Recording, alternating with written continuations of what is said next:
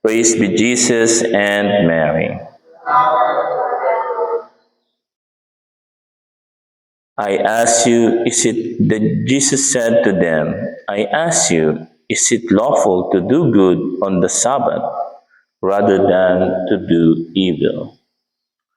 Brothers and sisters, in our gospel today, Jesus teaches us many lessons. Una sa lahat, He heals this man who has a withered right hand. Siguro alam naman ninyo, yung right hand, is a very important part of a person, Lalo na kung ikaw ay hindi kaliwete, Normally, yung mga nagtatrabaho, nagsusulat, nagkukumpuni, they use the right hand, in many things, especially sa work, sa pagtatrabaho, So if this hand will be withered, so imagine kung anong klaseng buhay na itong lalaki. Wala na siyang trabaho kasi nga yung kanyang kamay ay withered. And when Jesus healed his right hand, then He does not only restore, hindi lang niya pinagaling yung tao, kundi binigyan pa niya ng possible na makapagtrabaho uli, makagawa uli.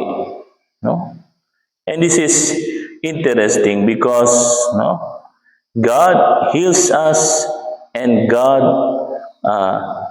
give us grace to continue to work for Him, para kay Lord. And that healing is also a way that we can contribute, makapagtabang tayo, sa atong mga isig katao. We can help our brothers and sisters. And secondly, ito importante, when Jesus said, is it lawful to do good on the Sabbath rather than to do evil? So Jesus heals us and Jesus wants us to do good. No matter the circumstances is, no matter the person is. Ibig sabihin, kailangan tulungan natin, gawan natin ang mabuti araw-araw. Wala tayong dapat pinipiling oras o panahon sa paggawa ng mabuti. And even, gumagawa ka ng mabuti, even so, kahit na may mga taong, katulad ng mga Pharisees and scribes, kita nyo, pinagaling ni Lord, but what did they think? Ano nasa huna-huna nitong sa isip nitong mga Pharisees and scribes? Yung i-accuse pa rin si Jesus. See? So, kahit na gumagawa tayo ng mabuti, there's still somebody, who will look at the bad, who criticize us. Sabi nga nung isang inspirational video, sabi niya, if you do good, somebody will criticize you. If you do bad, something will criticize you. Then, do good as well. No matter people criticize you. Problema sa atin, we become discouraged. We become, we call this, depressed. Ayoko na nga kasi ginagawa ko na nga ito. May sinasabi pa sa akin. Ginagawa ko, nagsasakripisyo na nga ako. May isang palabas doon, sino to? Yung dati, yung parang Lenten ng Itbulaga, yung si Jimmy Santos, yung tatay, yung anak niya si Aisa Sigera, Tapos si Aisa Sigera, member siya ng choir. Member siya ng choir sa simbahan. At a certain point, no, syempre, may mga marites, nalaman na yung tatay niya, si Jimmy Santos, ay dating pari na lumabas, no. So takbo siya, no, iyak siya ng iyak kasi ano siya, no. So sabi ni Aiza, Tay, ayoko nang magsimba, Tay, ayoko nang mag-serve sa simbahan. No, kasi binubuli nila ako, kinikriticize nila ako. Sabi ni Jimmy Santos, no, sabi niya, anak, no, kanino ka ba nagsisimba? Para kanino ba ginagawa yung iyong pagkanta? Sabi niya, no? If you do that to the Lord, do it. No matter people criticize you. No? Si Lord nga, no? Gumawa na ng mabuti, kita mo, i-criticize pa. Ikaw pa kaya? So brothers and sisters, whether we like it or not, we cannot please all people. No? On the contrary, no? Many people will not like us. Siguro mapipili mo lang sa daliri mo yung mga talagang taong nagtitiwala sa iyo, taong naniniwala sa iyo, taong mapagkakatiwalaan mo. Mabibilang mo lang sa kamay. But, pero subalit datapwat bagamat those small group of person who believes in you, no, must be your object of of encouragement. No? Kahit kaunti lang sila, kahit 5 lang sila, kahit 1 lang sila, kahit 2 lang sila, no? Put your days in that person. No? Huwag mong siyangin yung iyong araw. No? Huwag mong sirain ang iyong buhay dun sa mga taong nagmamarites o criticize sa iyo. It will paralyze you. Wala kang magagawa sa buhay. No? Kung religious ka pa, madi-discourage ka lang, uuwi ka na lang. No? Goodbye, I hate to see you go, have a good time. No? Lalayasan mo na lang yung bukasyon mo. No? But if you do it, no? If you put yourself, no, to like the saint, katulad ni Saint Peter Claver, who is a missionary and a priest, no? Alam nyo, tanungin ko kayo, sa tingin nyo ba, sinong pare ang hindi nakareceive ng criticism? Alam nyo, i-challenge ko kayo. Tanungin nyo ang lahat ng paring kilala nyo at tanungin nyo sila, Father, hindi ka ba na-criticize? At sasabihin ko sa inyo, walang pare na hindi na-criticize sa kanyang bukasyon pagpapari. Mapa-religious ka na pare, mapa-parish priest ka, no? Kahit nga yung mga pari na Benedictine o mga monks o mga contemplative, they still receive criticism. Kita mo yan? You cannot be free. Even Pope Francis, no? Papa na nga yan, Santo Papa na nga. Kita mo, may mga nagkikriticize pa. Ikaw, sabi nga sa who you, di ba? Sabi ng mga ngayon, no? Mga kabataan, who you? Sino ka ba para hindi i-criticize?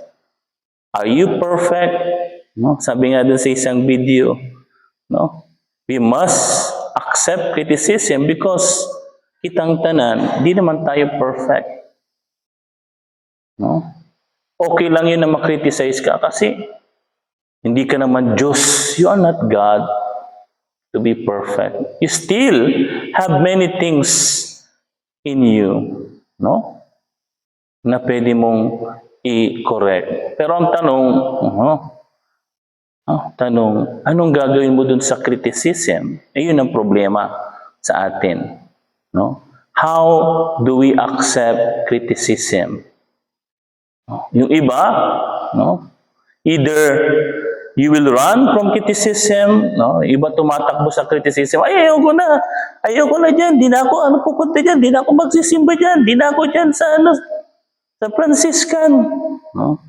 They will run from criticism. Pero anong mangyayari? Is it a good way to run from criticism? Hindi. Kahit tumakbo ka pa from Cagayan to Bukidnon o Bukidnon to Cagayan, criticism will follow you. Sabihin mo, wala namang ano doon, doon sa Bukidnon, doon naman sa Bicol, doon naman sa ano, wala naman. Wala pa. Maghintay ka lang. Basta maghintay ka lamang. Yan, no? Maghintay ka lang. Pupunta yan. Sasamahan ka yan. Criticism is part of our life. And that's not a good way. Ano yung magandang way, Father? The good way is to learn from criticism. No? It's not to run from criticism, but to learn. Matuto ka. No? Use that criticism to build your your future, no? To build, no? To do more good, no? Maging challenge sa yung criticism para gumawa ka pa ng mas maraming mabuti. No? Katulad ng ginawa ng ni Jesus, no? Did our Lord stop doing miracles just because there are scribes and Pharisees? Hindi.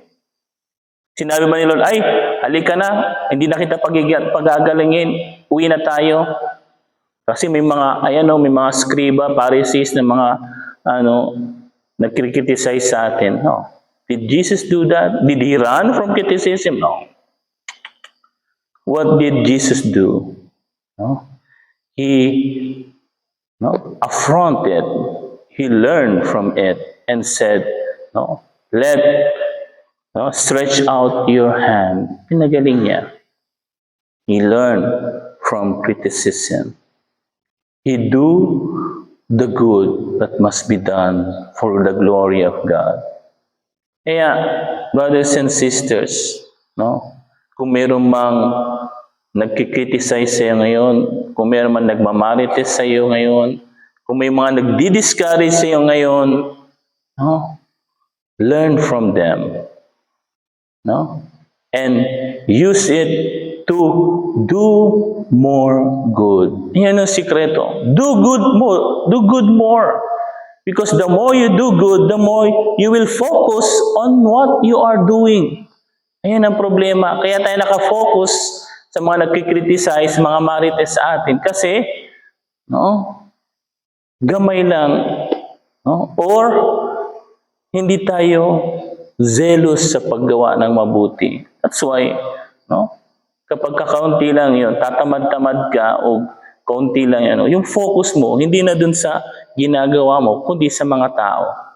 But if you continue doing good, gawin ko to, kahit may magsasabi dyan, you will not bother, because your focus is on what you are doing. Di ba? Pag marami kang ginagawa, tingnan mo nga, si nanay, pag maraming ginagawa, kahit umiiyak yung bata dyan, hindi niya masyadong napapansin. Bakit? Kasi busy siya sa balay, magluto, di ba? That's the same thing. Continue doing good. Do more good, and criticism will not bother you. Hindi ka guguluhin ng mga marites na yan. Kasi busy ka. You are truly busy with the Lord. Yun. Hindi yung nagbibisi-bisihan lang.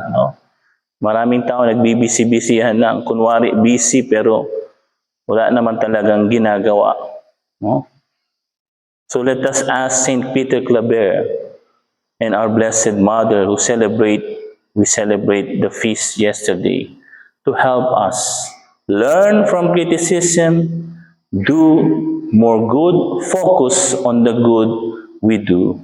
Praise be Jesus and Mary.